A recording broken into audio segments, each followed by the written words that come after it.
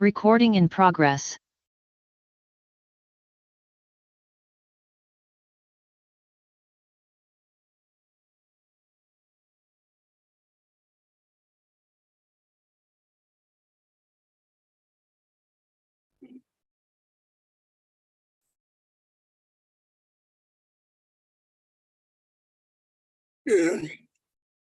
Welcome everybody, and welcome to the President. At this point, honorable members, I would like to take this opportunity to note the recognition of Katrina Esau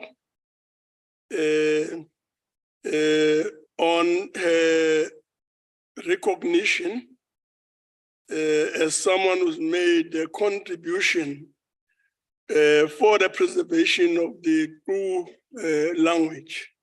And this recognition and honor was given to her by the University of Cape Town. Sorry.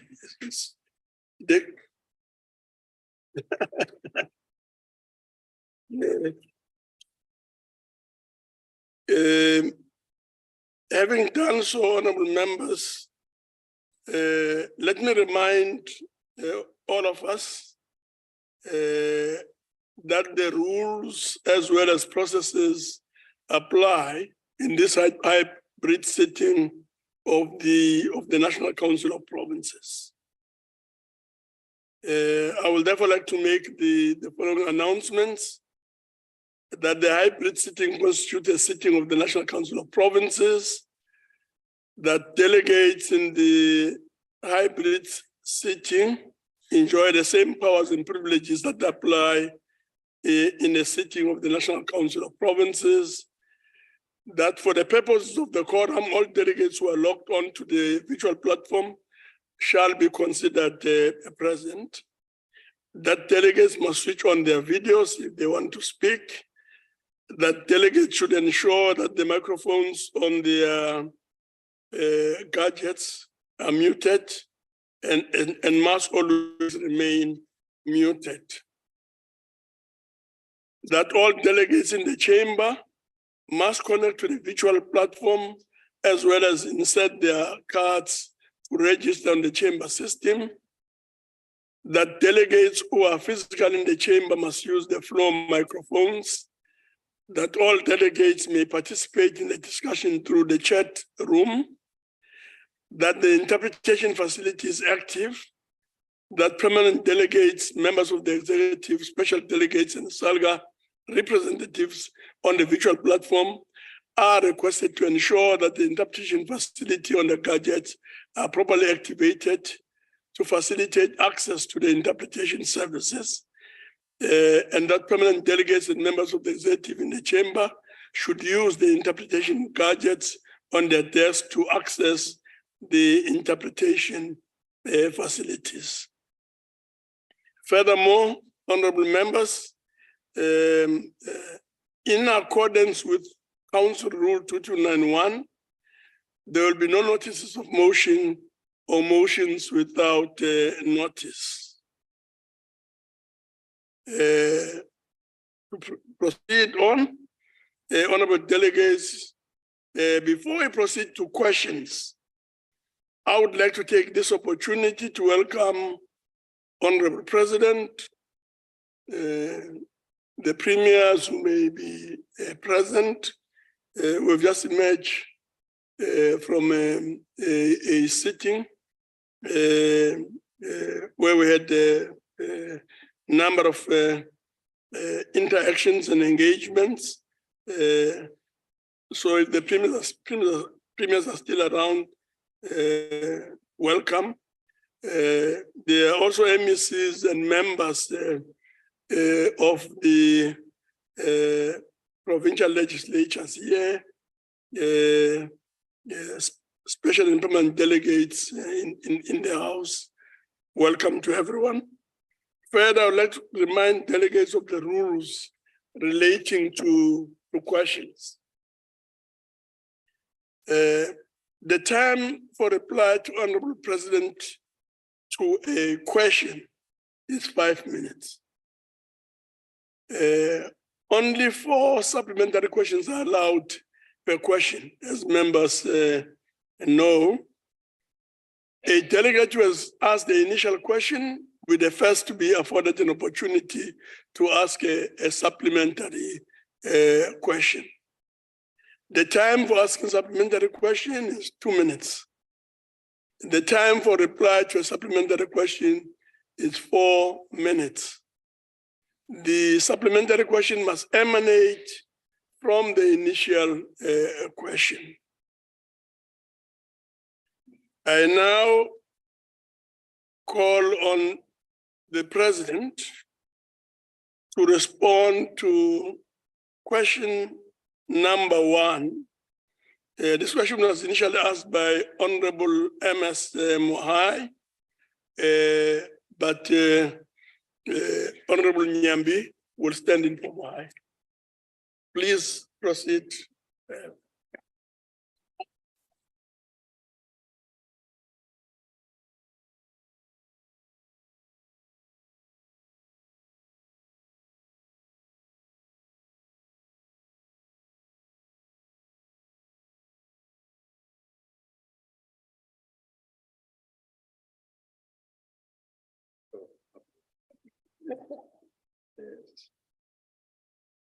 Chairperson of the Council of Provinces, honorable members, and or should I press that? Sorry. I repeat, Chairperson of the Council of Provinces, honorable members and delegates present. It's an honor to be amongst you once again, and thank you for the welcome. Government is committed to fighting poverty, and this we have demonstrated in a number of ways and initiatives and interventions. We are committed to providing support to those who are poor and those who are also unemployed, and we see this as a core responsibility of the government. The implementation of the Social Relief of Distress grant that was introduced during our most difficult period, COVID, has been one of the important achievements of this administration. It has lifted millions of South Africans above the food poverty line at a time of great economic disruption due to COVID-19. And it has made a significant difference in the lives of a number of people in our country. Social grants support economic growth from the bottom up. It enables business activity, it strengthens social solidarity and stability. And according to research that's been published, approximately 50% of the purchases that are made by the grant recipients buy food. Informal traders in various parts of the country have reported to researchers that the SRD grant stimulated customer spending, provided capital to purchase stock and enable new businesses to be initiated. The grant will be maintained, as we have announced, until March 2024, while the economy continues to recover from the impact of the pandemic. Various options are being explored, taking into account affordability, financing options, and the efficacy in addressing poverty. We're looking at how do we move beyond the SRD grant. There have been calls for the basic income grant to be introduced in our country, which will support a number of people. and that is being considered. There is concerted effort within government to link current beneficiaries to various economic opportunities such as skills development, sustainable livelihood programs, and job creation initiatives. Some of the economic opportunities include the expanded public works program and the presidential employment stimulus, in addition to partnerships with the private sector to increase opportunities for the unemployed to access other sources of income. South Africa already provides extensive social security support through grants that reach more than 46% of the population. As we work to build the economy and create employment, we remain committed to find appropriate mechanisms to support all those people who need assistance from the state within our available resources. I thank you. Thank you very much, Honorable President. The first follow-up question will come from Honorable Nyambi.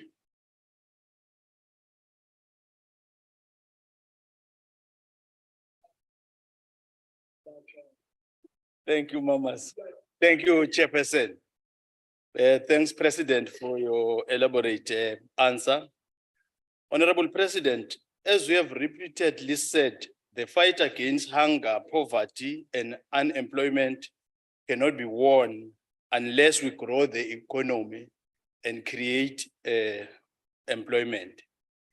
This brings into sharp focus two interrelated questions, Honorable President. First, what policy measures have or is government considering to put in place to incentivize the acceleration and sustainability of growth of SMME?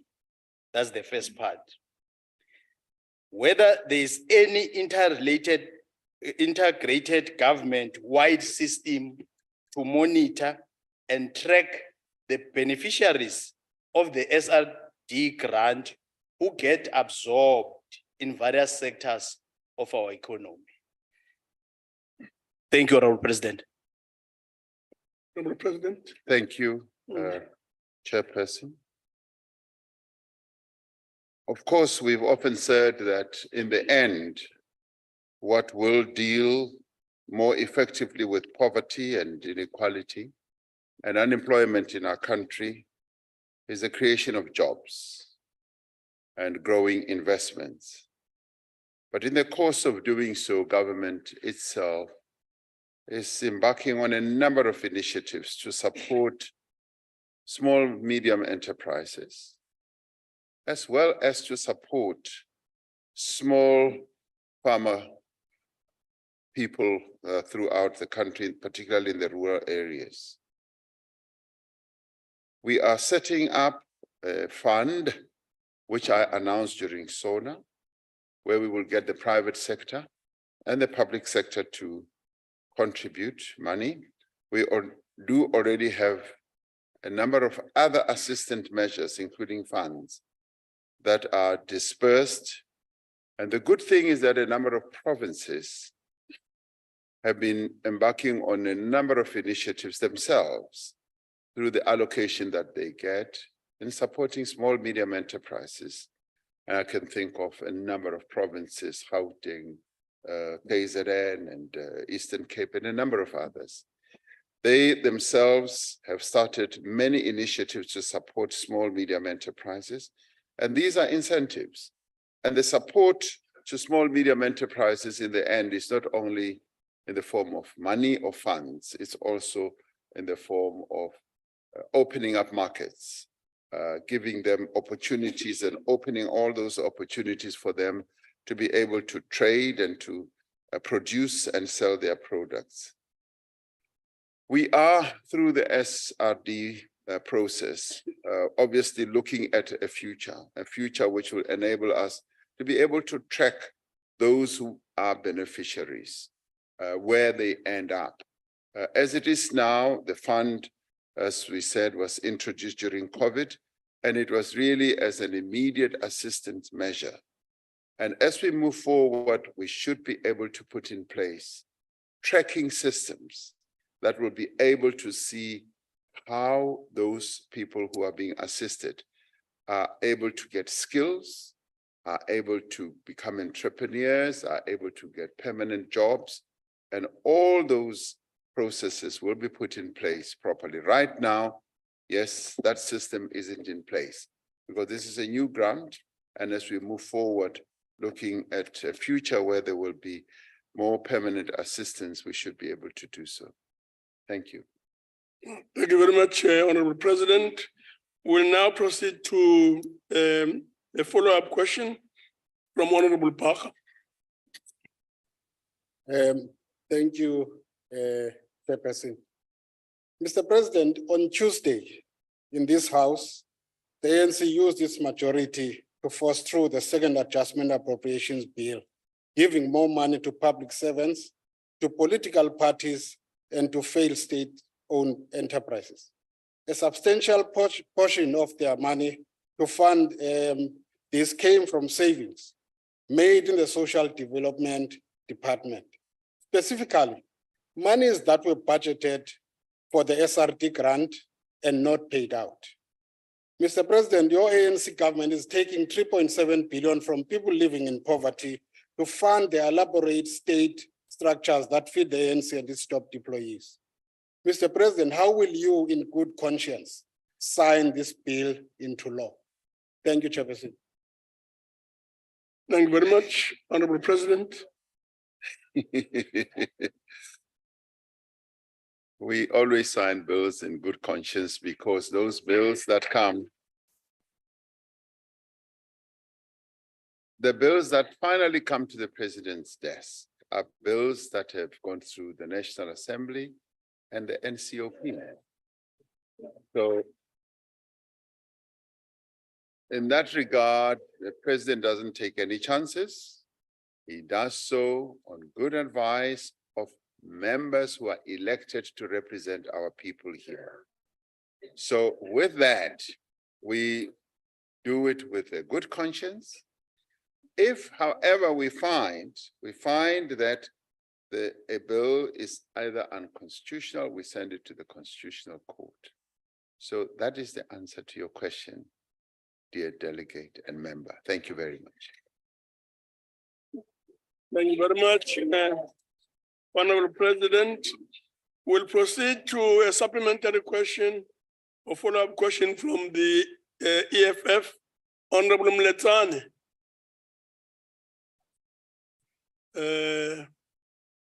Is it virtual or is not in the city? And that being the case, it seems that Honorable Mletane is not here. We'll proceed to a follow-up question from the IFP, Honorable Khadebe. Thank you, Honorable Chairperson. Your Excellency, Honorable President, with reference to the IMF's projections that spending on temporary welfare grants could contribute to the Republic's budget deficit widening to 6.5% of GDP in the fiscal year, would the government regard it as sustainable that this welfare grant continues to be offered, given the warning by the IMFs? Thank you, Honorable Chair. Thank you very much, Honorable Member. Honorable President. Thank you, Honorable Chairperson. As I said, we are considering a number of options, and we are considering a number of views. And the views that we take into account obviously come from our own people, from organizations that represent our people. And of course, we will also listen to the views that are expressed by financial institutions as well. So all these matters are currently under consideration. Our people are living in poverty. Our people are unemployed. And as I said initially, that is a primary consideration that we have to have in mind. But at the same time, so as not to be reckless, we have to look at everything that we do within our affordable means. And we need to look at that. So it's a balance that we then have to have. Caring for our people, which this government has demonstrated over and over and over again. That is why so much of our budget goes to the social wage, if you like. And in considering this temporary assistance measure, we've taken that into account. And as we look at a future where we've got to support our people who are poor, who are unemployed, we will also take into account a whole number of factors, including the level of the deficit that we have to look at, and including whether we have to borrow more money or not. So those are matters that are being discussed at the moment, and we will find an answer. And happily, we will probably find an answer with the participation of everyone here, including yourself, Honorable Member. Thank you very much. Thank you very much, Honorable President. The next question is question number 2. This question is on implementation of the framework. The question comes from Honorable ASO Camp and is directed to the President. Honorable President. Thank you, Honorable Chairperson. In the State of the Nation address on the 9th of February this year, we committed to the full implementation of the national framework towards professionalizing the public sector. Among other things, the framework has been introduced to ensure that only ethical, qualified, and competent individuals are appointed into positions of authority. The framework lays down clear requirements for recruitment and selection processes, mandatory induction for new public servants, and performance management. It also prioritizes continuous learning so that the skills and capabilities of public servants are always improving. The framework will help to do away with undue interference, the violation of public procurement rules, or the favoring of certain private sector interests as happened during the era of state capture. The framework will also bring greater stability in the senior leadership of the public service. Whatever internal processes when it comes to the appointment of people, what you characterize as cadre deployment, just like the DA's practice of vetting candidates for employment in DA-led municipalities, which continues to happen. Whatever internal processes political parties undertake, we are clear that the merit principle must apply in public sector appointments based on legislated prescripts and in line with the minimum competency standards.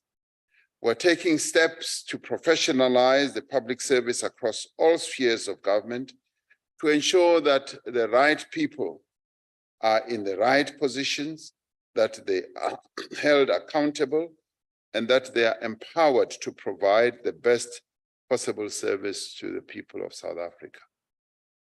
To support this effort, we are undertaking skills audits in all infrastructure and service departments. These audits will help us understand where critical skills do exist in these departments to effectively deliver infrastructure and services. The National School of Government will work with other organs of the state, like the Human Sciences Research Council, to conduct these audits. The adoption and implementation of the framework gives renewed momentum to the drive that commenced with the start of this administration to build a public sector that is ethical, professional, and efficient. The framework should be welcomed by the country's public servants as an important tool for their own progression as they work on the front line to deliver to the promise of a better life for every South African. And this is how they too will be able to put our people first through the Batubele principle that is widely accepted in government service. Thank you very much. Thank you very much, Honorable President. We'll proceed to the supplementary question from Honorable Okam. Thank you, Honorable Chairperson. Good afternoon, Honorable President. Good afternoon. Honorable President, in the report of the Judicial Commission of Inquiry into State Capture, in short, the Zondo Commission, Chief Justice Raymond Zondo said that cadre deployment is unconstitutional and illegal. In part 6 of the report, Chief Justice Zondo stated that there is no reason for the ANC's deployment committee to exist. Your own cabinet last year decided that it will stop the implementation of cadre deployment. Now, Honorable President, in light of your answer now, as well as of the Zondo report and your own cabinet's decision in this regard, would you now agree that cadre deployment is unconstitutional and in line with your oath of office to protect the Constitution? Would you withdraw your opposition to the DA's application in the High Court, in which the DA seek to get the court to declare cadre deployment as unconstitutional? Thank you. Thank you very much, Honorable President. Thank you, Honorable Chairperson. The case that you're talking about is a party political case. It's not a case against the state. So the DA has launched a case against the African National Congress, and those matters must be left between the court, the African National Congress, and the DA, and they should sort it out. As I have said before, and which I have repeated now, and by the way, I do want to remind you that, as I said at the Zondo Commission, I did outline what political parties do. And I also did outline what the DA also does. As I have said just a minute ago, that the DA in the places where they lead government, they go through their own appointment process. They do that, they vet candidates and so forth. Now, there is nothing wrong with a political party doing that, provided, as I have said, appointments are based on merit. Merit has to be the determining factor. If the person is able to do the job, and to do the job better than any other candidate, I would say precisely what the DA does. There's really nothing wrong with that. If there are other considerations that we are appointing you because you've either got a pretty face, or we are appointing you because you belong to a particular party or belong to a particular group, then there is everything wrong with that. Appointments must be based on ability to do the work. And that is why we've introduced this framework, to professionalize the public service and to make sure that the right people are appointed in the positions that they will occupy to serve our people. I hope that satisfies you. We leave the other matter between the DA and the ANC out of this debate. Thank you.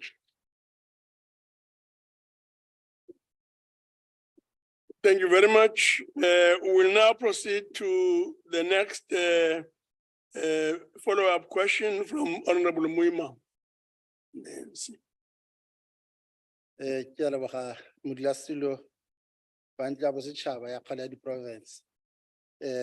Thank you, President, for indeed reminding the House that the professionalization of the public service is an ongoing policy agenda of government in pursuit of its constitutional imperative of building an ethical, capable, and developmental state. And that professionalization, as I've correctly pointed out, is an ongoing program as it is correctly captured in Section 195 of the Constitution, which binds the public sector to certain values But more than that, President, even the National Development Plan has identified the development of technical and specialist professional skills in the public service as one of the critical solutions required for a capable and developmental state. Now, the question that I want to pose to the President is in line of the commitment by government, by national government to professionalize state.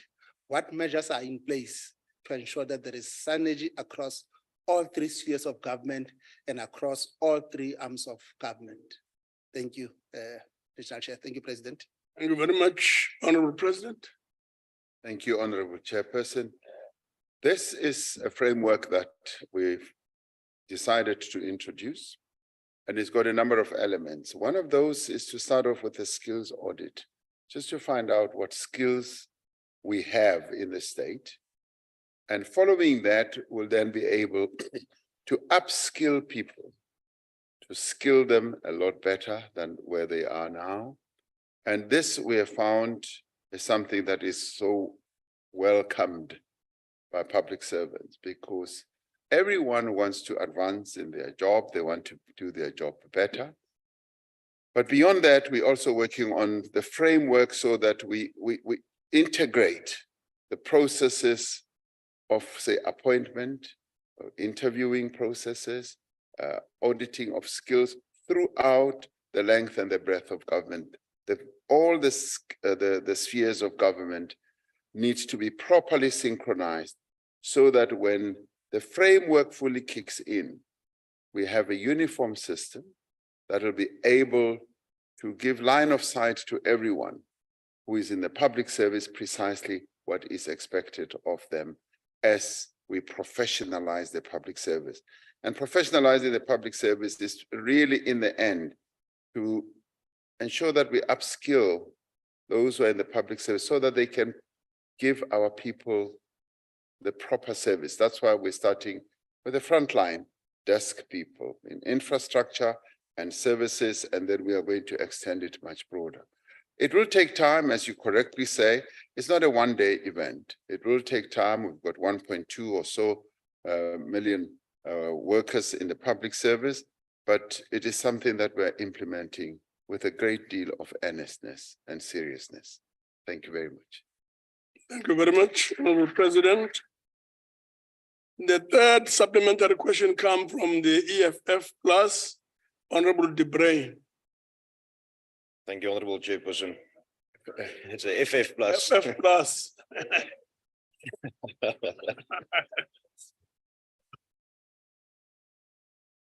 Well, Honorable President, with reference to the approval of the Cabinet on 19 October last year to implement the national framework towards the professionalization of the public sector and the policy directives to do away with cadre deployment. Honorable President, what known damages as a result of cadre deployment was recorded, and what was the impact thereof that led to this decision? Thank you. I didn't hear the full question towards the end, Honorable Yes. Chairperson. Can you just repeat the last part of the question? My question was, Honorable President, what was the known damages as a result of cadre deployment that was recorded, and what was the impact thereof that led to this decision by the Cabinet last year? Honorable President. Thank you. Governments all over the world always seek to improve the level of services that public servants offer to their people. And so we are not embarking on a new journey in professionalizing the public service. Through the audit process that I outlined, we're going to be able to find out whether people are well deployed or are in the right positions and they've got the right skills. As it is now, we've often said that we want to improve the capability of the state. And improving the capability of the state is a statement that tells us that our capability has gone down, and we therefore need to improve the professionalization of the state so that people who are working in the state can serve the people of South Africa better. So it is informed by what we have observed over years, that we've got to improve the way that we serve our people. And as I say, many, many governments go through that. And they renew themselves, they upscale the services that public servants should give to our people. And we have admitted that there have been positions which were occupied by people who were not as skilled as they should be, who were not as proficient as they should be. That we have admitted, and that has not served the people of South Africa well. And that is why we have embarked on the professionalization of the public service, with a view of improving the level of services that public servants will offer to the people of South Africa. So it's a wide-ranging process. It's not only limited to certain areas. And the audit process, which is giving us the opportunity to look at the weaknesses that are inherent in our government system, is something that should be welcomed by everyone, because it is going to enable us to lift the level of services to the people of South Africa.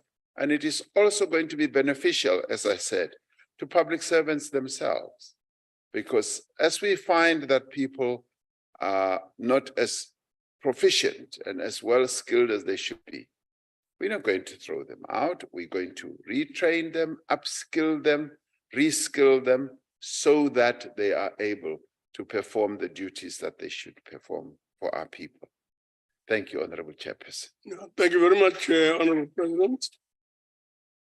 We'll then proceed to the last follow-up question. And this supplementary question comes from the EFF. EFF. Now, it doesn't seem like there is a person from the EFF on the platform. And that being the case, we'll proceed to the next question. The next question is question 3. This question is on the impact of load shedding on service delivery. The question is from BN Ndongeni, and this question is directed to the President.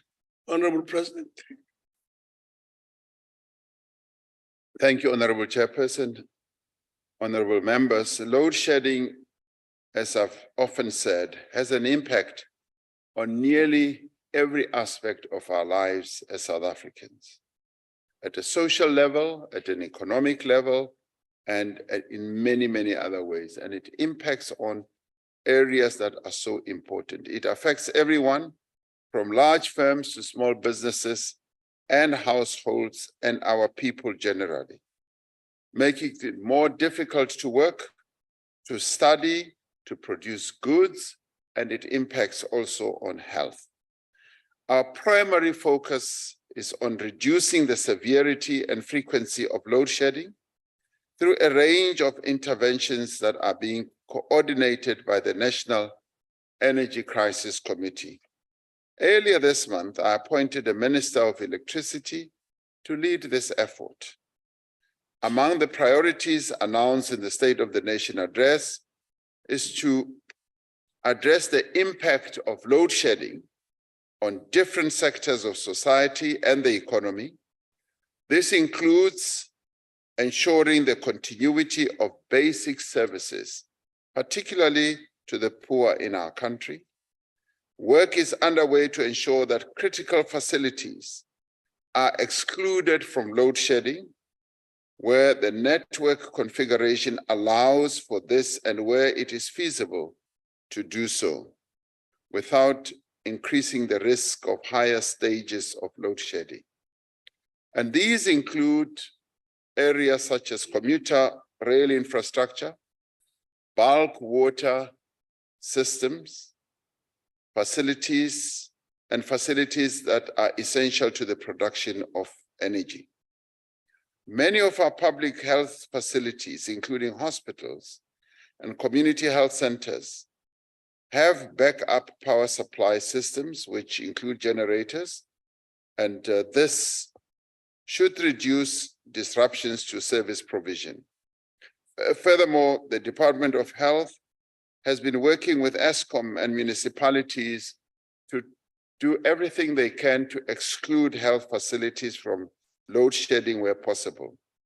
As many as 77 hospitals have been exempted to date.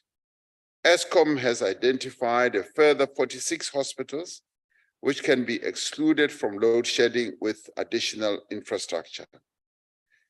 The two parties continue to work together to establish possible solutions to be implemented to exempt more hospitals. We will continue to explore ways of preventing the disruption of basic services and reducing the impact of load shedding as we work to achieve energy security. Ultimately, Chairperson, the best way to address the impact of load shedding is to reduce its severity and frequency. This is why we continue to implement the Energy Action Plan to fix ESCOM's power stations, to reduce demand and to add new generation capacity as quickly as possible. Now, this work is underway. The Minister of Electricity has visited a number of power stations, and he's been having deep discussions, not only with managers, but with workers, as well as trade unions and engineers. And through this, we should be able to see the light, literally the light at the end of the tunnel. And I'm hoping that this is an initiative that will lead to less and less load shedding. Thank you, Honorable Chairperson. Thank you very much. The first supplementary question will come from Honorable Ndongeni.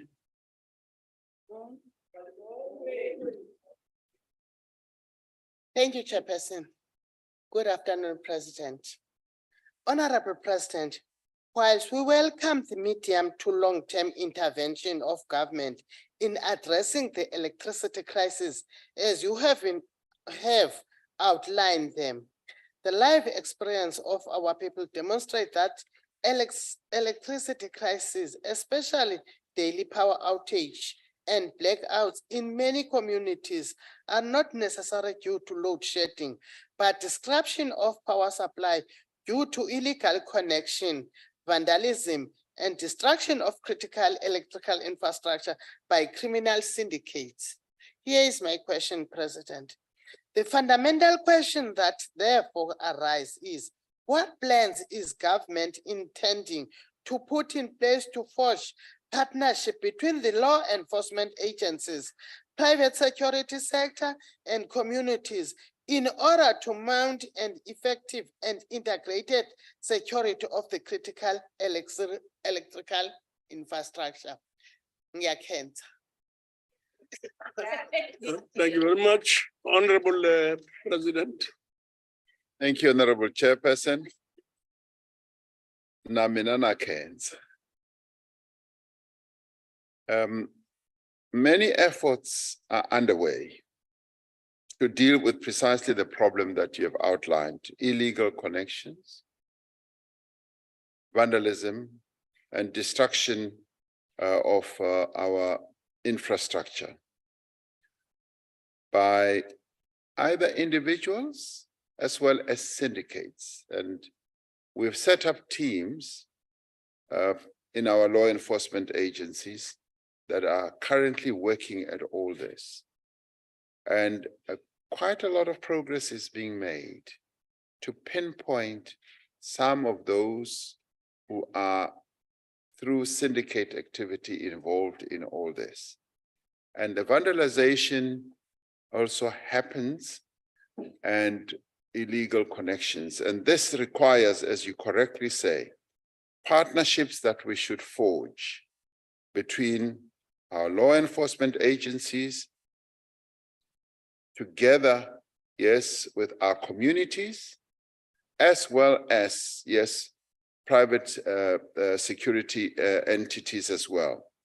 But more importantly, the communities are the eyes and the ears of our people as a whole. And they are the ones who often know who is involved in illegal connections, who is involved in vandalizing our infrastructure. So those efforts are underway, and we are making breakthroughs. A number of people are being arrested now as we speak. Our South African Police Service is making very good progress in this regard, and we will continue to unearth those types of syndicates that are involved in the destruction of our infrastructure.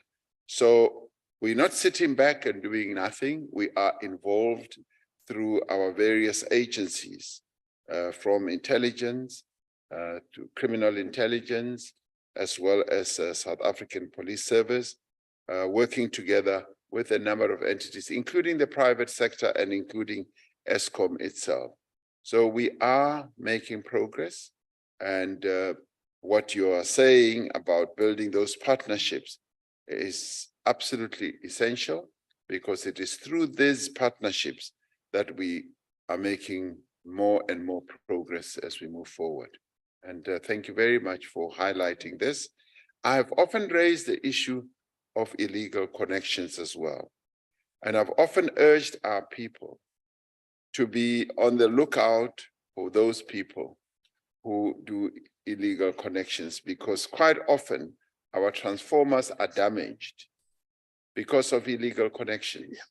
And in the main, our people know who gets involved in this. And sometimes some of them do participate because they want to bypass the whole process of having to pay for electricity. And I often urge our people to be more focused on doing things the right way. And if people cannot pay for instance, for electricity, there is the indigent process that is in place that can enable people to get electricity subsidized by the state. Thank you, Honorable Chairperson. Thank you very much, Honorable President. We'll proceed to the second supplementary question from the IFP, Honorable Khadebe. Thank you so much, Honorable Chairperson, Your Excellency, Mr. President. Water utility authorities across the country have warned that the high levels of load shedding are having an impact on water supply operations, and some areas may have low or no water pressure as a result. This is due to the fact that many areas require water to be pumped into a reservoir, and with high levels of load shedding, these reservoirs are unable to be sustainably filled. I would like to know, what is government planning to do to reduce the effect of load shedding on these pumps, on these pump stations? Thank you, Chairperson. Thank you very much, Honorable President. Thank you, Honorable Chairperson. There are discussions that continue between NCOP and water supply entities and also local government with regard to ensuring that load shedding does not necessarily in the end impact negatively on pump stations. There are some local government entities or local governments who have already set up generators to ensure that when there is load shedding, it does not stop or interfere negatively with their processes of the waterworks or pump stations. Others don't have that capacity, and that is why we're focusing more and more on reducing load shedding, and also of getting NCOP to try to exempt some of those areas where pump stations are negatively impacted. So it is an involved process, and fortunately our Minister of Electricity has taken this on board. It is something that he is also focusing on. So you raise an important point, and I know a number of municipalities have already started dealing with it themselves by having alternative power generation for those waterworks. And those who are not able to do so, we're working on an arrangement with ESCOM.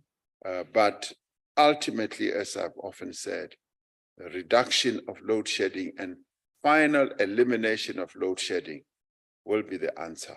And I am confident that we will get there. Thank you. Thank you very much, Honorable President. We now proceed to the third supplementary question from the EFF. EFF.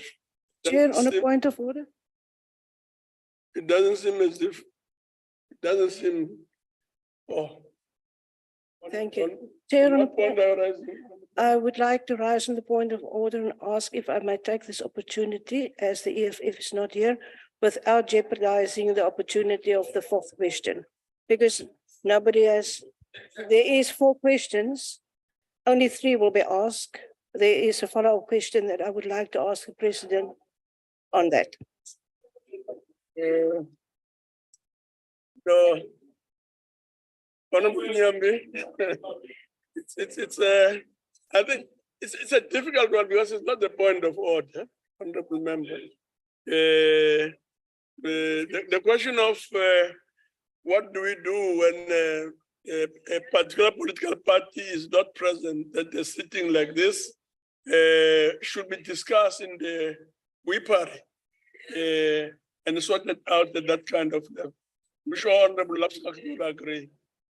Chairperson, yes, it should have been discussed in the WIPARI. It wasn't discussed in the WIPARI. There's an opportunity. With all due respect, the rules of the House says 3 follow-up questions can be asked. There is, what could be wrong in asking the President a question? If the President is willing to answer it, I can't see any reason for not asking the question. Yes. No, what I'll do is to allow 1 or 2 members to make their comment and I'll take it from the Nyambi. Chair, I'm rising to say this is a hybrid sitting, and we agreed that we are going to accommodate people on the virtual platform, and we have allocated follow-up questions to different political parties. The problem that the Honorable Laboskachne is raising is going to create a nightmare to us here in the House, because which party is going to get the 4th question? The party has rightly so been allocated to EFF.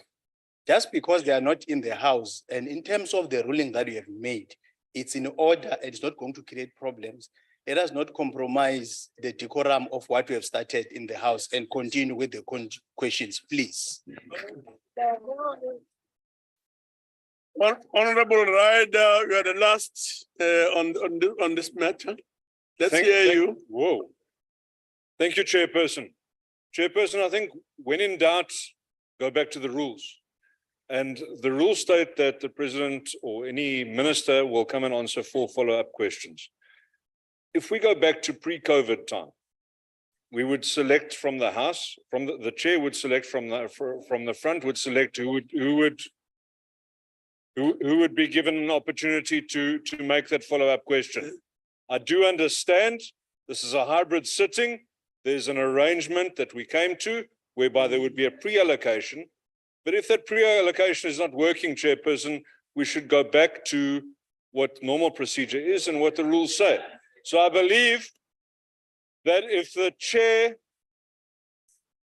is given space to chair the meeting, then the chair has the right to choose who should be given that follow-up question in the absence of the allocated party.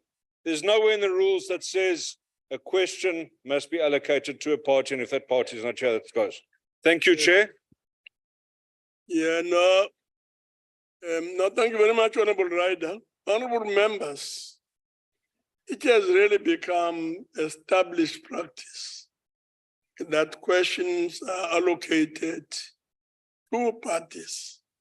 So I'll urge that and make a ruling that this matter be referred to the Rules Committee or the WIPAR for further consideration. Thank you very much.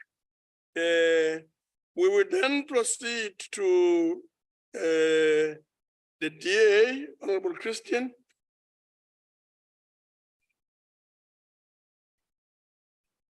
Honorable Christian. Thank you. The Honorable EFF is Chairperson. not here. We're asking you to please. Honorable President, it was recently revealed that the government has spent 7 million rand from 1st of June 2019 to date, procuring and installing alternative power supply systems such as generators, inverters, and solar systems at the official residences of ministers and deputy ministers. Can the President please inform the country why his government is prioritizing the provision of uninterrupted power supply to ministers and deputy ministers while hospitals, water, treatment facilities, sanitation facilities have come under strain due to persistent load shedding? Thank you. Thank you very much, Honorable President. Thank you, Honorable Chairperson. I would not characterize that as giving more priority to those either residences or places that you are referring to. Our hospitals, as I was saying, and our various other entities or places that provide essential services are being prioritized through what I said ESCOM is dealing with, because we have realized that in the end, the services should be provided on an uninterrupted basis, particularly to hospitals and other entities. So it's not a question of saying we will do this first to the exclusion of the other. And as I said in my original reply, a number of hospitals have actually been exempted or excluded from load shedding. More, up to 46 are now being looked at, and we expect that even many more are going to be looked at. So it's not one over the other. It is a process that is looking at particularly how load shedding impacts also on those who are in hospitals. And now I was talking about waterworks as well. So it's not making a choice over and above the other. So that is precisely what is happening.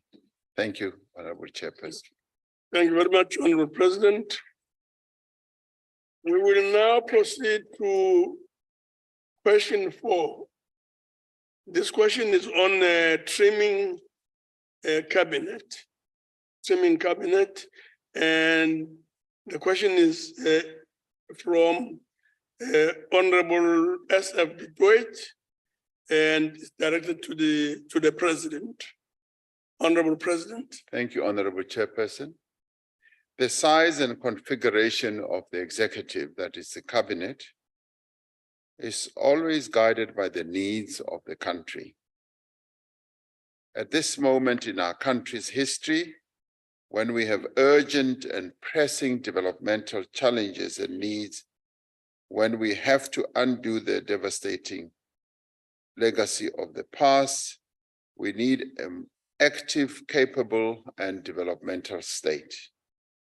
We need a state that has the resources and the capability and ability to tackle challenges like poverty, joblessness, homelessness, illiteracy, lack of social infrastructure, and a significant burden of disease. At the same time, account needs to be taken of available resources. Where it is possible to rationalize ministries, departments, and other state entities without affecting outcomes, we should be able to do so. At the start of this administration, in 2019, we reduced the number of ministries from 34 to 28. We combined a number of ministries. For example, we combined trade and industry with economic development, higher education and training with science and technology, environmental affairs with forestry and fisheries, agriculture with land reform and rural development, and among others. We need to recognize that the country's needs change over time, and we need to learn from our own lived experience. The two ministries I announced earlier this month respond to specific needs that our country has at this time. As I explained in the State of the Nation address, we need a minister to coordinate and drive our response to the electricity crisis. This is a temporary position, and the minister will remain in office for resolving the energy crisis. The second new ministry for planning, monitoring, and evaluation arises from an appreciation that we need a dedicated focus on ensuring that government effectively implements the programs that underpin our priorities and is able to fix problems as they arise. Now, neither of these ministries requires the establishment of new departments. The Minister of Electricity will work with the relevant departments and entities to coordinate the implementation of the Energy Action Plan. And the Minister of Planning and Monitoring and Evaluation will be responsible for the existing Department of Planning, Monitoring and Evaluation. We are forging ahead with the process we embarked upon at the start of this administration to build a capable state with entities that add value to government's program of action. In all this work, we're informed by evidence, experience, and availability of resources. We agree that we need an efficient and lean government, but if we become fixated by headcounts, we may lose sight of the point of having a capable state in the first place. So the capability of the state is what informs the approach that we have taken. And we do believe that it is going to yield good results. Thank you very much.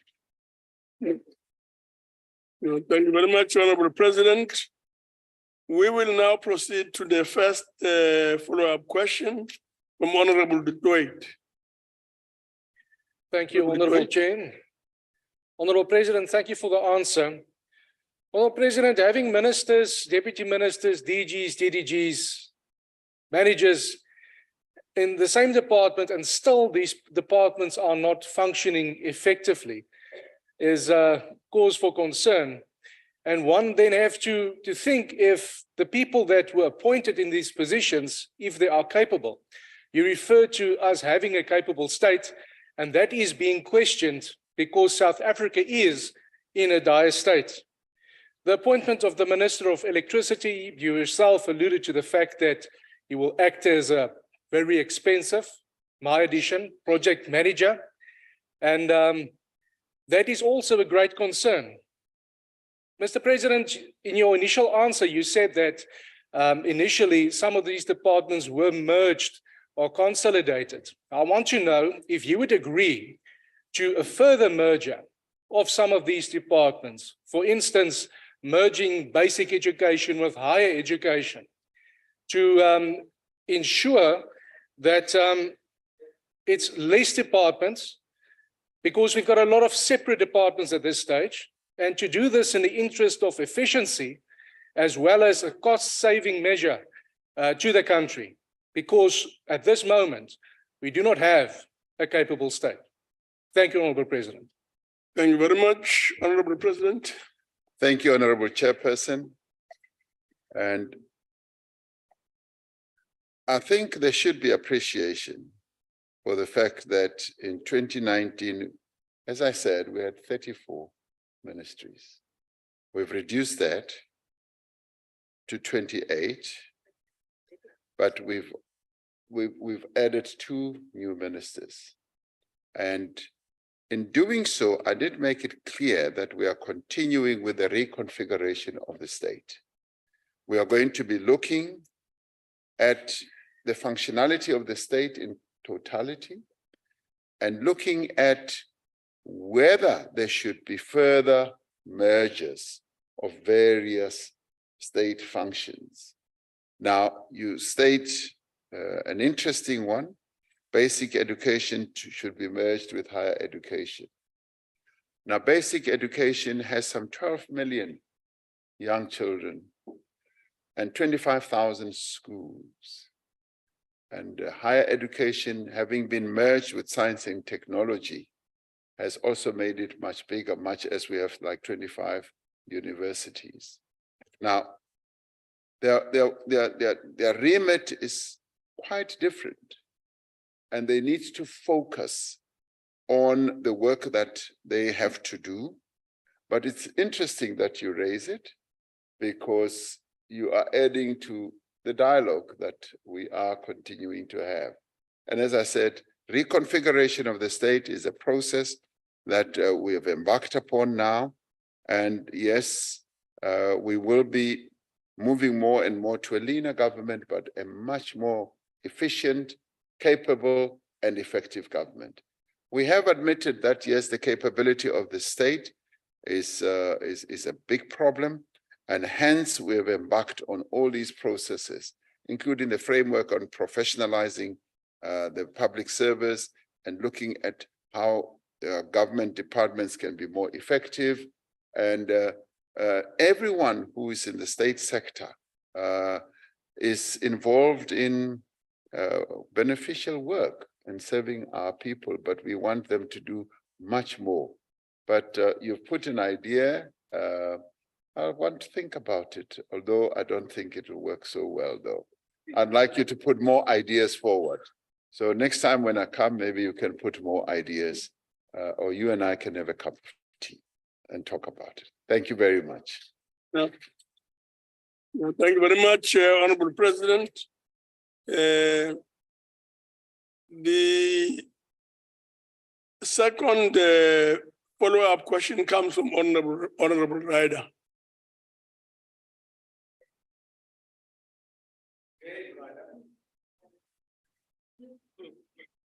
I'll be nice this time, Mr. President. Thank you, Chairperson. But you're always nice. Mr. President, good afternoon. Your recent cabinet shuffle saw a continuation of the shift of ministers into the presidency. Yes. Now, Mr. Ramaphosa, the centralization of power into the presidency is a little bit concerning. Not, of course, because we don't trust you, but because it can only be because of three possible reasons, really, that you're doing that. So the first is that you don't trust your cabinet to work according to your expectations, and so you need to keep a close eye on them.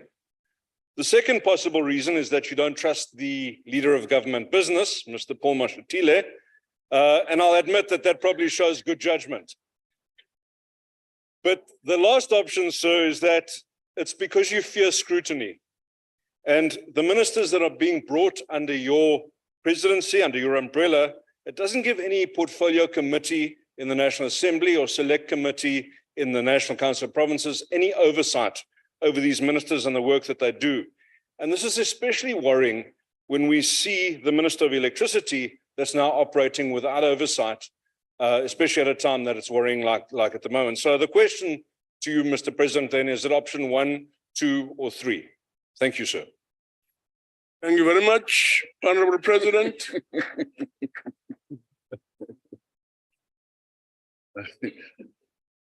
Thank you. Thank you, Honorable.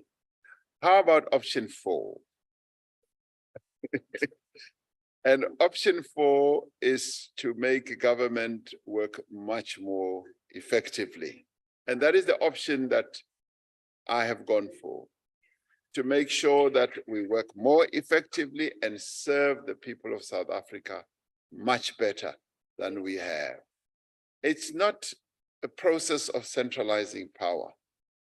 No, it's not that. It's not even driven by that. It's not even driven by the fact that I don't trust ministers. I trust all my ministers, and I trust the government, the leader of government business, my deputy president, and that's why he's appointed to that position. It's just about, and the oversight issue, there is oversight. And part of what I'm doing now is precisely that I stand here and you ask me questions and I answer written questions as well as oral questions. So there is oversight. So there's nothing that is taking place hidden under some table. And it's a process of creating a much more capable state. And the results will show, because we are, through having the various tasks in the presidency, ensuring that we work more effectively. Give you a very good example. One of the issues that I sought to have introduced is the district development model. Through the district development model, which maybe your party does not agree with, we are having more integrated government. Government has for many, many years worked in silos, and we're breaking down the silos, and through these various processes in the presidency, we're breaking down those silos. A good example is the Energy Action Plan. It brings together every department so that we can get rid of load shedding. And the Minister of Electricity is working with various departments as he executes his task. So this is working, and it will continue to strengthen our government. It's about strengthening government and ensuring that we have a capable state. That's what it is all about and nothing else. Thank you very much. Yeah, thank you very much, Honorable President. The next follow-up question is question 3 is a follow-up question from the EFF. EFF.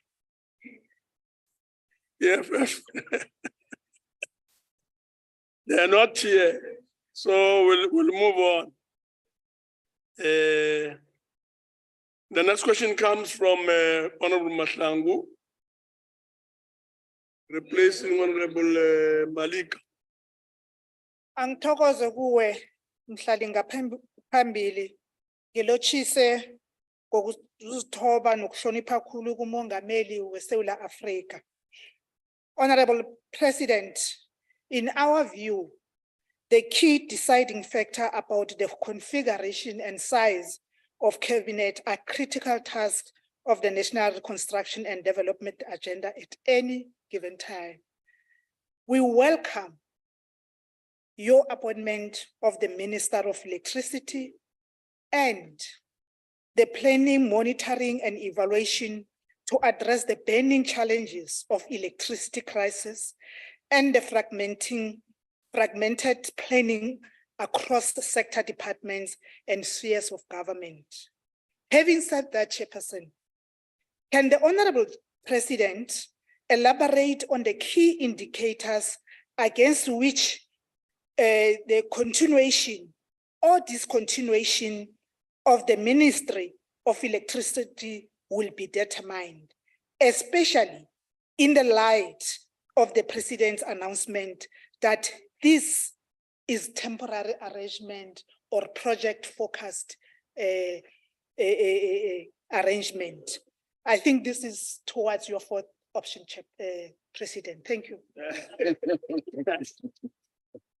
Thank you very much, Honorable President. Thank you, Honorable Chairperson. Indeed, it is about the fourth option, which I think Honorable Ryder also finally agreed to. The focus of the Minister of Electricity is really to, as I said, to ensure that we reduce and finally eliminate load shedding. That is his remit. And already he's hit the ground running. He's been to many power stations.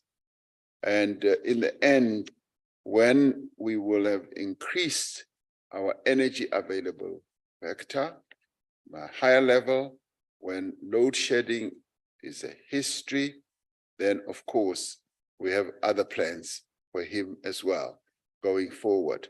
Because as I said, this is a transitory ministry that is focused on load shedding. Now, we want load shedding to be gone in months so that our people can go back to a state of having energy and power in their homes, in their factories and all over. So that is the main focus, to reduce and finally to eliminate load shedding. Now, he's busy with a number of processes, working on a number of plans to ensure that we get to that state. Obviously, it will take some time, and we are heartened by the level of understanding that you are articulating, that yes, this was a necessary step. Initially, not everyone agreed with the notion of having a minister of electricity, but with time, people are beginning to see the real need, because we are focusing on this major problem. And I did say this was the key priority that we need to look at as we come to the end of the administration. So I do believe that it will work. And in terms of our fourth option, that's precisely what we are focusing on. Thank you very much. Thank you very much, Honorable President. We now proceed to question 5. Question 5 is on grey listing of South Africa.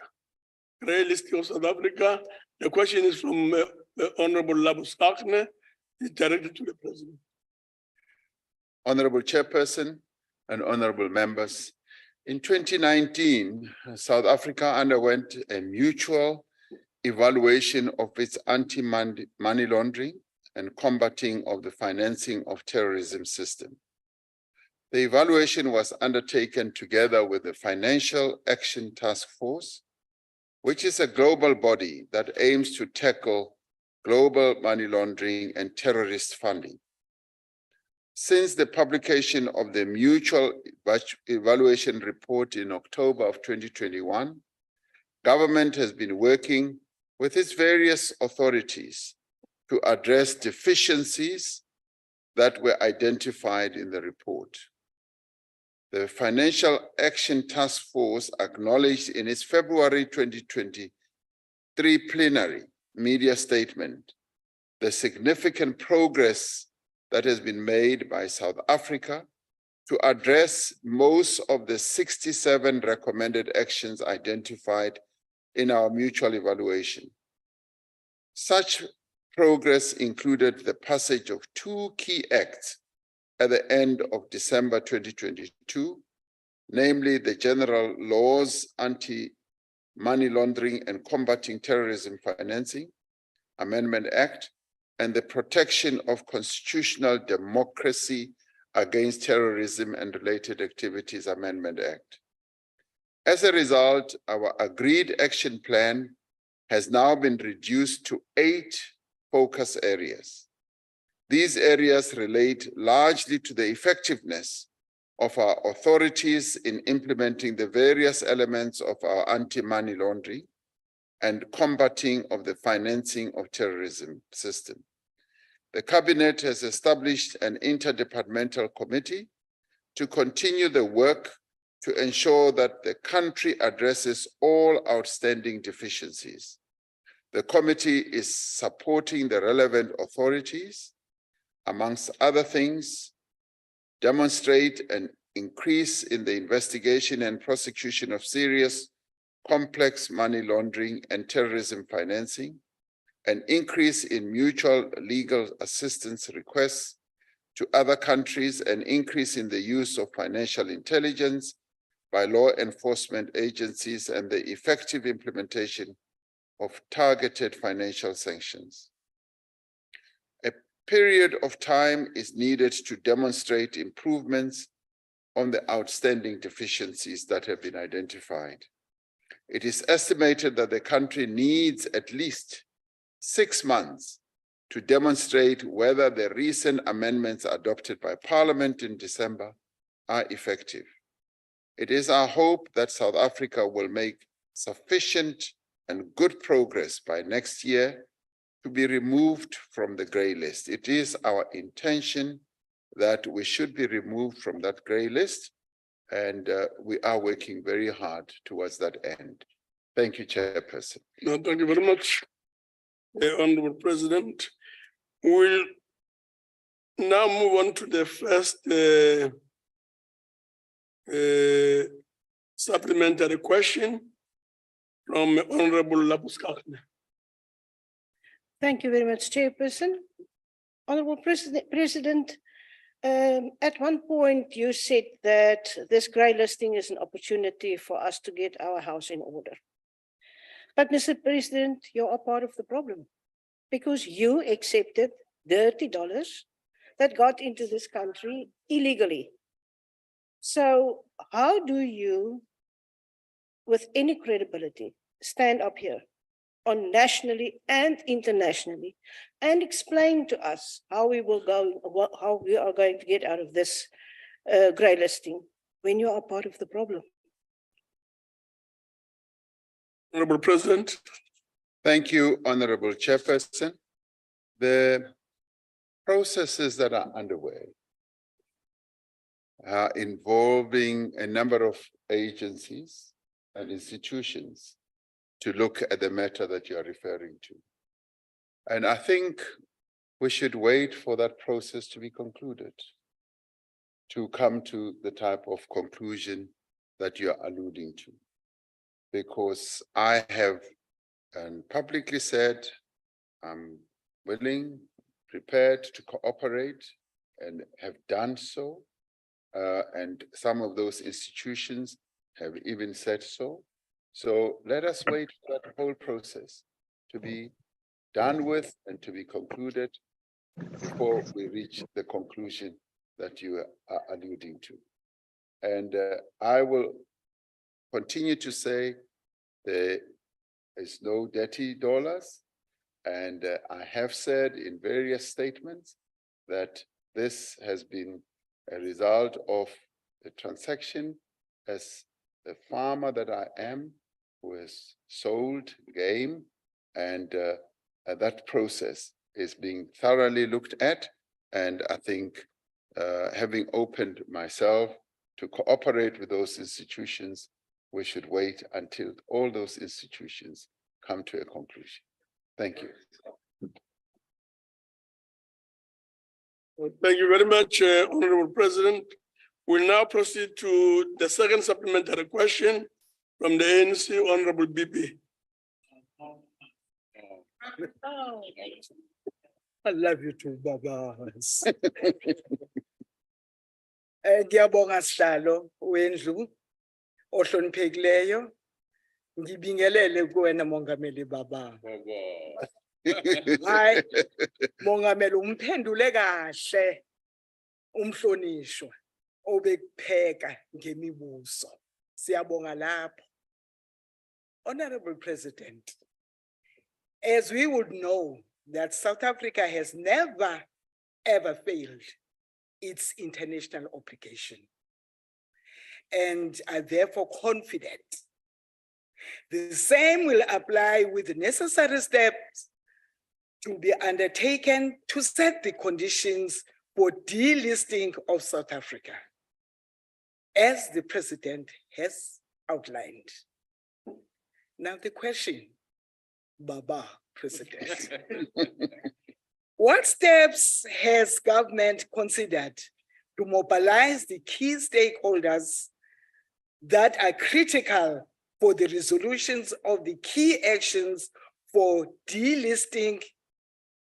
Constantly communicate with our people about the progress moving forward.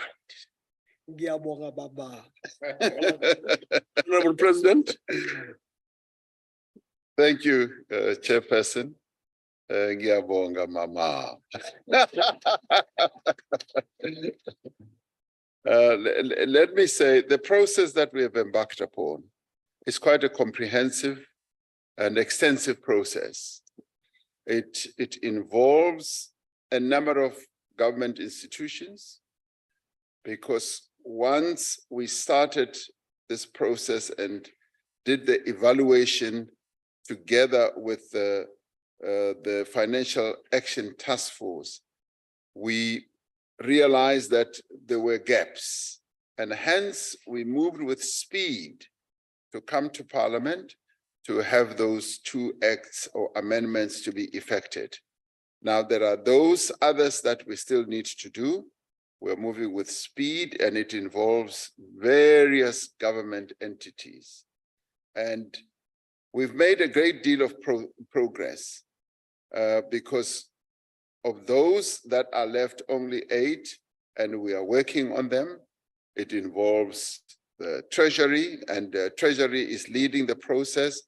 The Presidency is also involved in making sure that we move ahead with greater speed, and obviously the various other institutions, including the Fusion Center.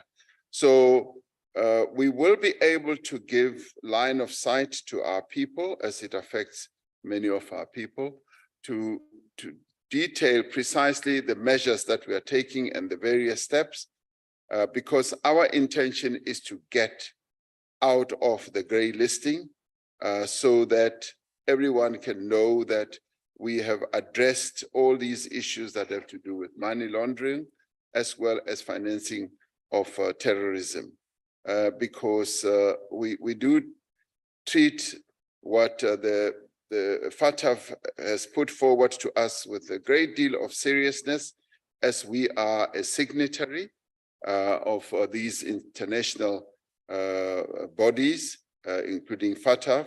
So we want to comply, we want to achieve precisely what they have said to us. So steps are being taken, and they are quite extensive and involved. So I'm sure that within the stated period, Honorable Chairperson, we should be able to achieve the goal that we've set for ourselves. Thank you very much. Thank you very much, Honorable President. The third supplementary question comes from Honorable Hadebe from the IFP. Thank you, Honorable Chairperson. Your Excellency, Mr. President, it is reported that one of the key factors that led to South Africa's grey listing by the Financial Action Task Force is the lack of prosecutions for high-level financial crimes such as state capture. Your Excellency, are you able to give details on what is being done by government through the Hawks and the SIU to help get South Africa off the grey listing and comply with international standards for investigation of financial crimes? Thank you, Honorable Chairperson. Thank you very much, Honorable Hadebe. Honorable President. Honorable Chairperson, yes, they did highlight, FATF did highlight the issue of slow prosecutions, as they had expected that there would be a heightened number of prosecutions, particularly flowing from the Zondo Commission. The NPA is at work on this matter. The Hawks are kept busy on this matter. And indeed, the investigative directorate is also busy on this matter. They are working full-time, and we've also capacitated them. We've also given them a number of resources. They have been able to also recruit a number of skilled people within their own ranks so that they can be much more effective. One of the problems that they had was the lack of more skilled people. And they approached us as government and said they need resources, and the Minister of Justice was able to advocate for more resources for them. So that has been done, and they are now busy, really busy with various investigations, preparing various prosecutions. But in the course of time, they have also been involved in recovering money that was lost. The money that was illegally paid has been recovered, and they continue to do precisely that. So progress is being recorded and a number of prosecutions are also underway, but obviously they want to see more prosecutions and those will be coming in due course. Thank you very much. Thank you very much, Honorable President. The next supplementary questions come from the EFF. EFF, it doesn't seem as if they're present, so we'll have to move on. So the last question, Honorable President, is question number 6. This question is on removal of interprovincial red tape. Removal of interprovincial red tape. And the question is from Honorable Mandla Khai and is directed to the President. Honorable Khai.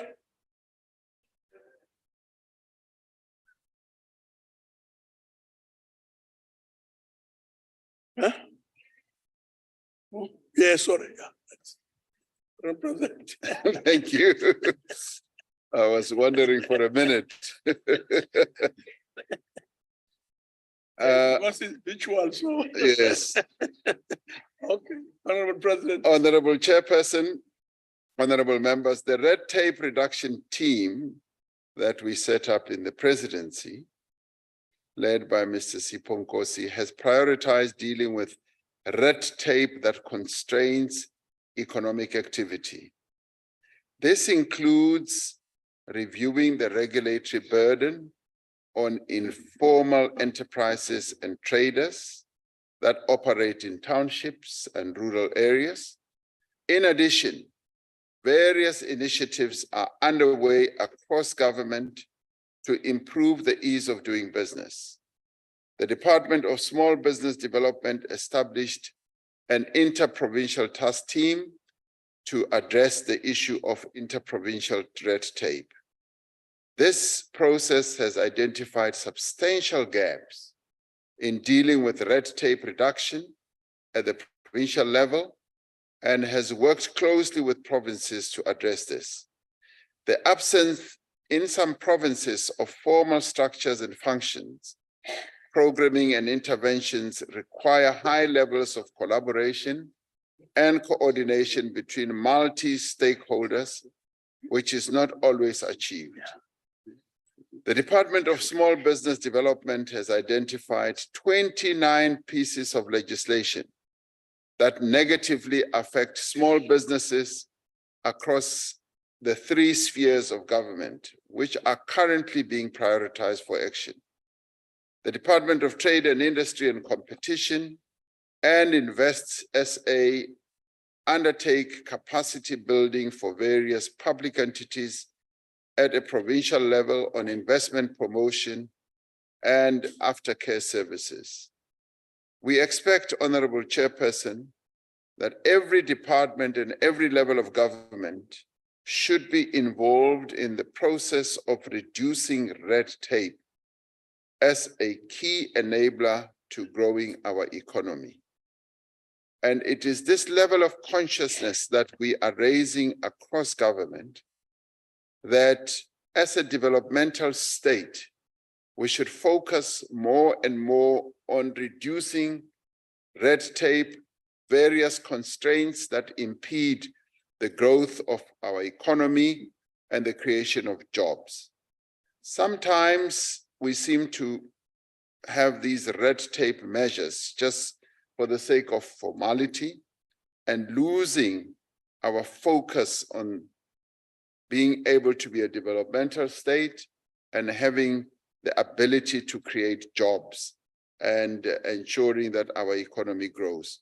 So this is a task that is underway, and having appointed a person from the private sector who is helping us to focus on reduction of red tape, I do believe that having identified and continuing to identify the number of areas that constrain the ease of doing business, we will be able to make more and more progress.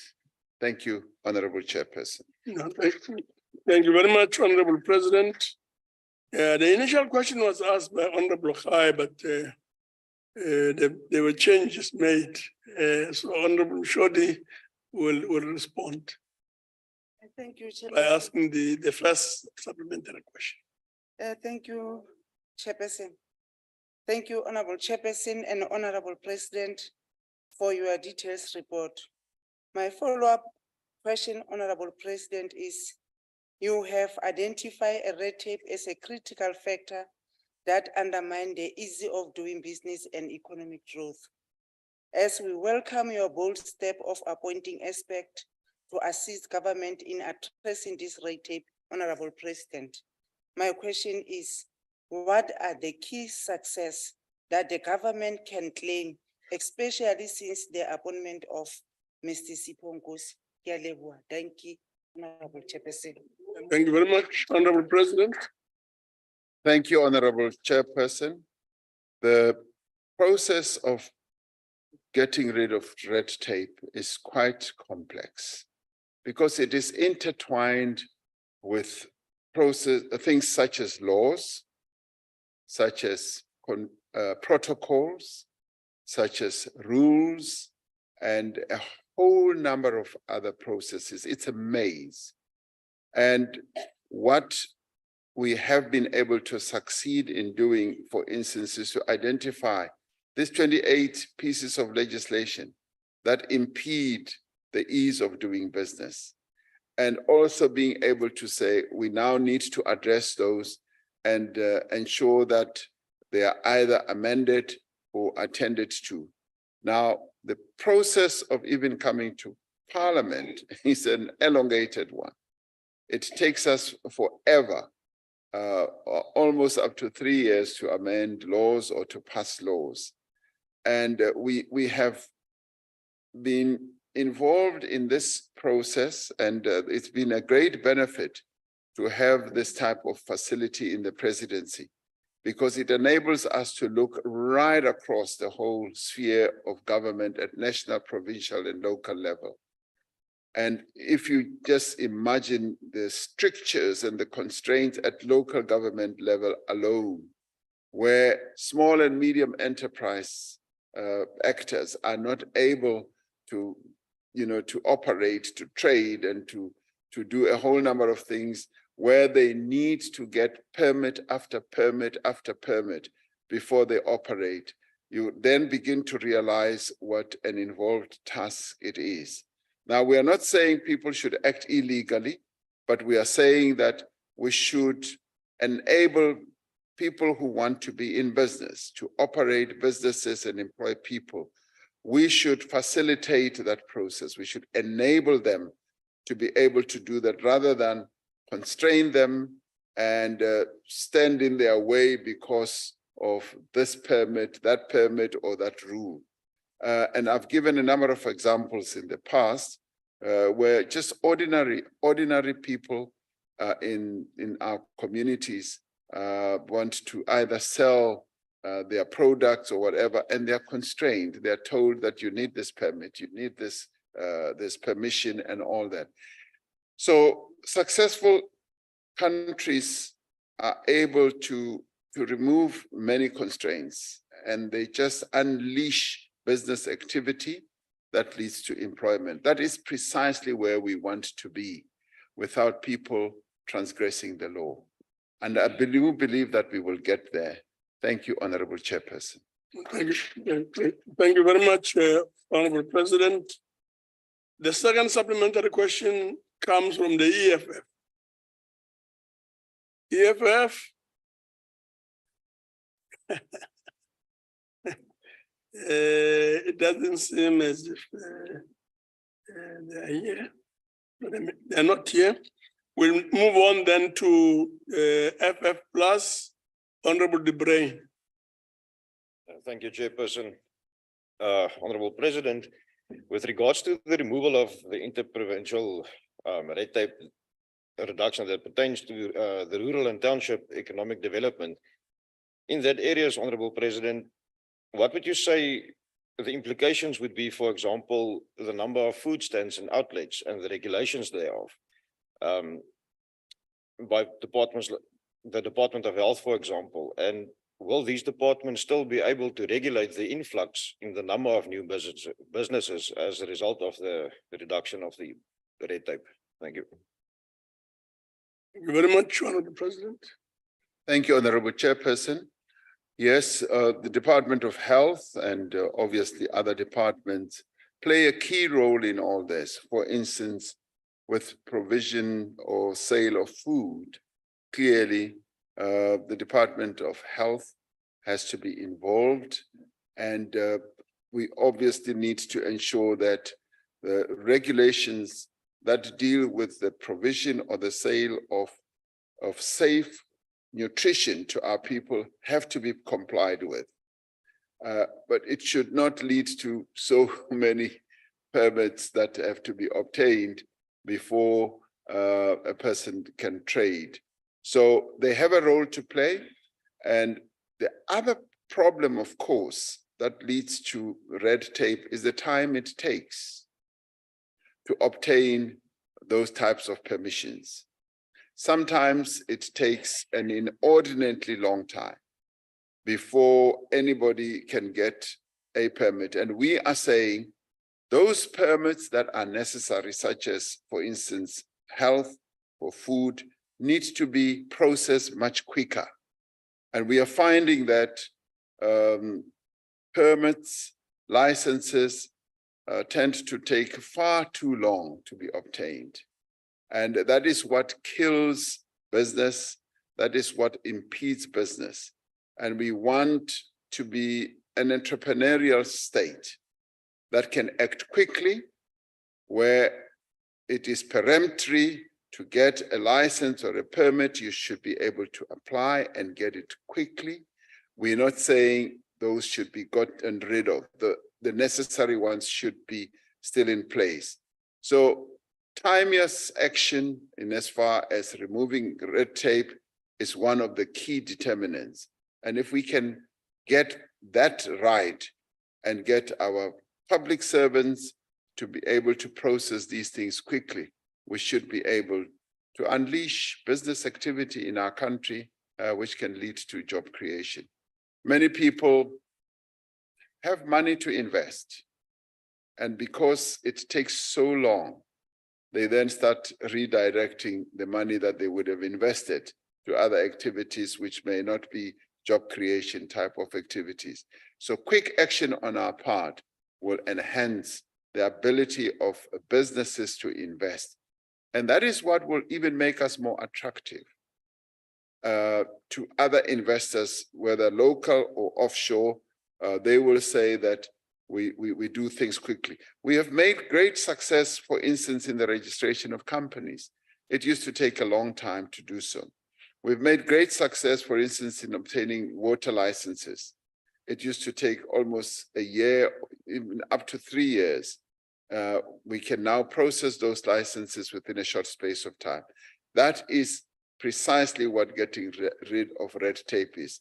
It's not saying, don't go and get a water license. We say, let it be issued, taking everything into account as quickly as possible. Thank you, Honorable Chairperson. Thank you very much, Honorable President. The fourth supplementary question comes from Honorable Boshoff. Thank you very much, Honorable Chair. Good afternoon, Honorable President. And thank you for being in the House today. And I hope your ministers follow suit. Honorable President, before I ask my question, at the end, after the question, will you clarify whether we are a developmental state or an entrepreneurial state? Honorable President, in a debate on the same topic as this question on the 16th of March this year, the point was made that the Western Cape Province Red Tape Reduction Unit resulted or yielded positive results, namely savings and benefits amounting to 1,083 billion between 2015 and 2019. Are these results achieved in other provinces? If not, why not?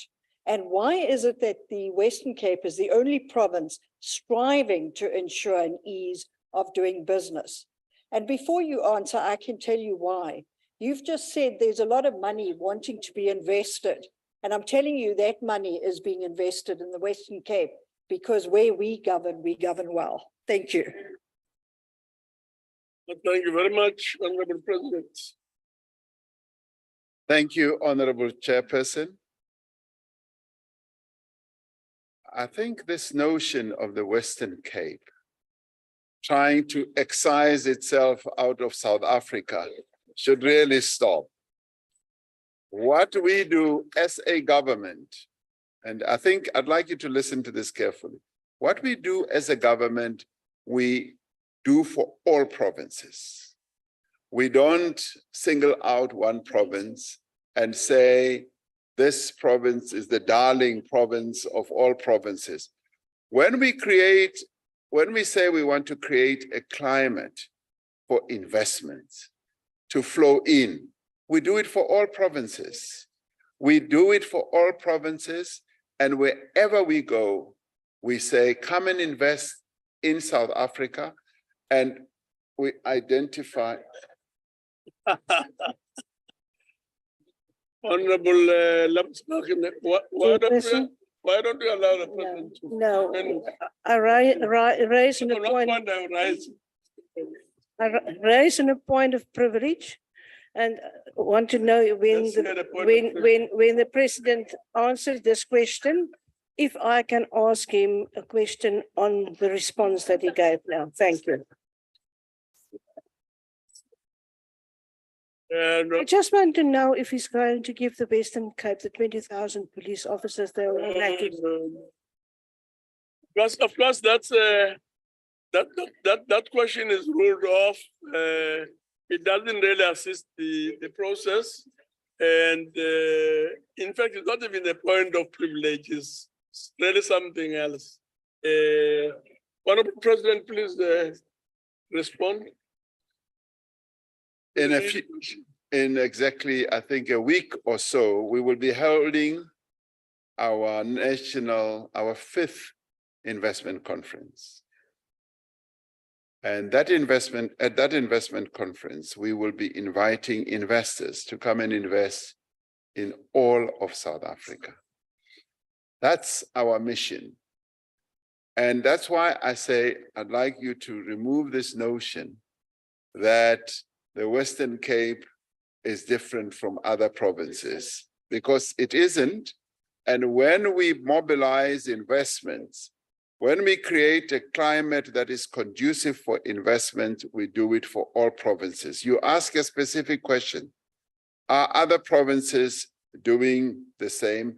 It may well be that they have not really counted the way that Western Cape has, but I know for a fact, provinces, all our provinces, are doing a great deal of work in reducing red tape. You go to the Northern Cape, they've already attracted 100 billion rand in a new sector of our economy, renewable energy. They're now going for hydrogen. And Gauteng has been perfecting the township economy. They've even passed a law. They've done that, and it is something that the Western Cape should learn from as well, because we would like to see the townships here in the Western Cape brimming of businesses that will have been created here.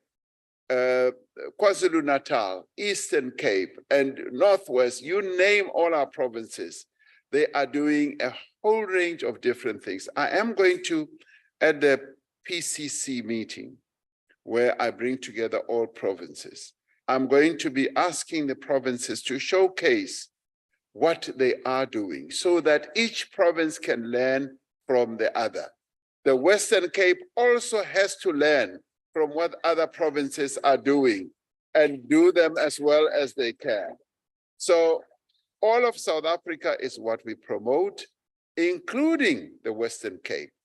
The Western Cape's ability to have attracted business, just like the Northern Cape, is due to our efforts as a national government.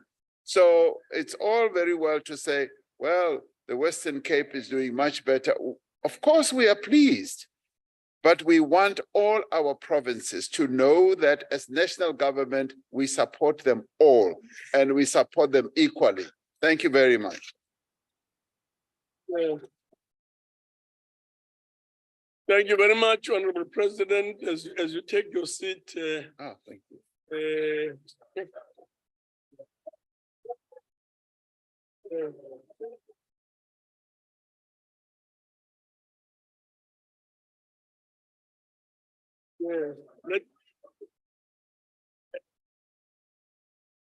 As the president takes his seat, let me take this opportunity to thank the president for attending this important NCOP sitting and for having answered the questions. I'd also like to thank Premier Lisufi for being with us until the end. This appreciation also goes to MECs, all permanent as well as special delegates for availing themselves. Honorable delegates, there being no other business, the House is now adjourned. Recording stopped. Remember members, it's constituency.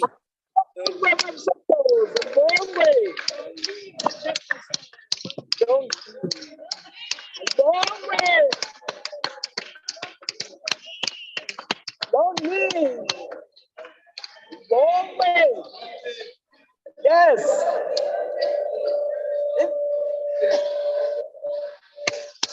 Wow, that's lovely.